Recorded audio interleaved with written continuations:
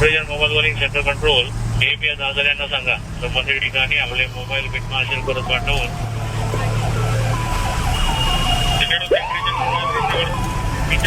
दादर बिटमार्शलच्या कॉलमध्ये टेपी आहे दादर लक्ष घालतील मीटर दादर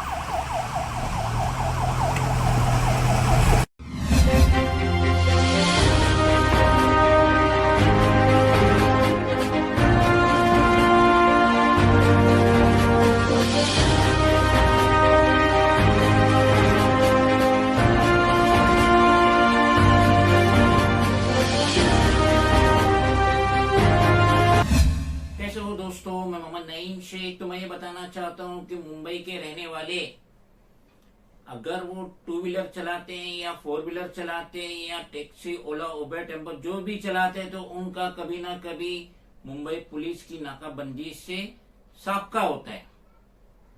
और अक्सर और बेशतर वो बहुत ही ज्यादा परेशान होते हैं जब वो सिटी की पुलिस को रोड पे देखते हैं नाकाबंदी की शक्ल में। तो इस मौजू में आज हम डिटेल से बात करेंगे कि जो नाकाबंदी होती है किसके परमिशन से होती है और उसके मजीद क्या कवानीन है, इस मौजू पे हम डिटेल में बात करेंगे।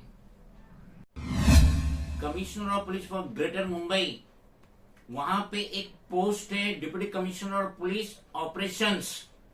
तो ये वही डिपार्टमेंट है, ये वही पोस्ट है जो सारे मुंबई के assistant commissioner of police, deputy commissioner of police और एडिशनल कमिश्नर ऑफ पुलिस को हिदायत देते हैं नाकाबंदी की।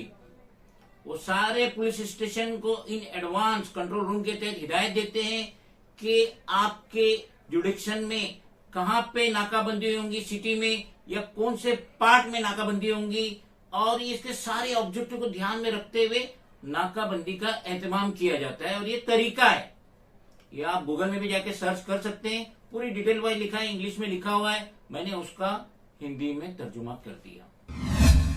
ये हिदायत आ जाने के बाद, deputy commissioner of police operations की हिदायत आ जाने के बाद ये सोचा जाता है, विचार किया जाता है कि कितने पुलिसमैन रहेंगे, कितने इंस्पेक्टर रहेंगे, कौन से लोकेशन पे नाकाबंदी होंगी। लेकिन बहुत दफा देखा गया कि बिला वजह की भी नाकाबंदी होती है।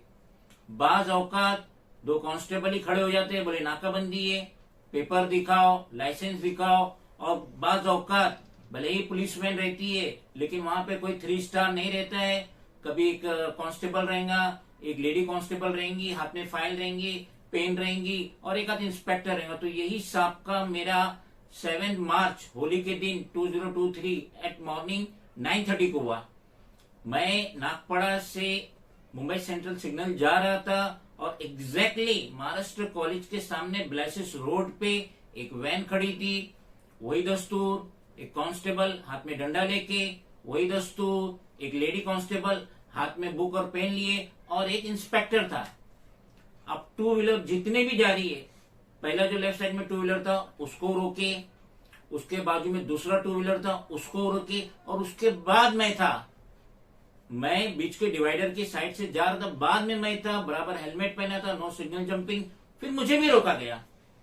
मैंने पहले वो पुलिस कांस्टेबल से कहा मुझे क्यों रोका, क्या मैंने हेलमेट नहीं पहना हूं, क्या मैंने सिग्नल जंपिंग किया, क्या वजह है, क्यों रोका। तो इतने में वो इंस्पेक्टर आया, वो कहा कि हमारी नाकाबंदी है, खाली आप अपना लाइसेंस दिखाइए। और वो लाइसेंस दिखाने के बाद विदाउट टेलिंग एनीथिंग उसने बोला आप जा सकते हैं। बहुत दफा देखा गया कि इस नाकाबंदी की आड़ में पुलिसमैन सिटीजन के साथ बहुत ही गलत रवैया अख्तियार करते हैं। बाज औकात उन्हें गाली दे देते हैं, बाज औकात उन पे हाथ छोड़ देते हैं, बाज औकात टू व्हीलर की की निकाल लेते हैं। तो ये तो उनके हुदूद में है ही नहीं।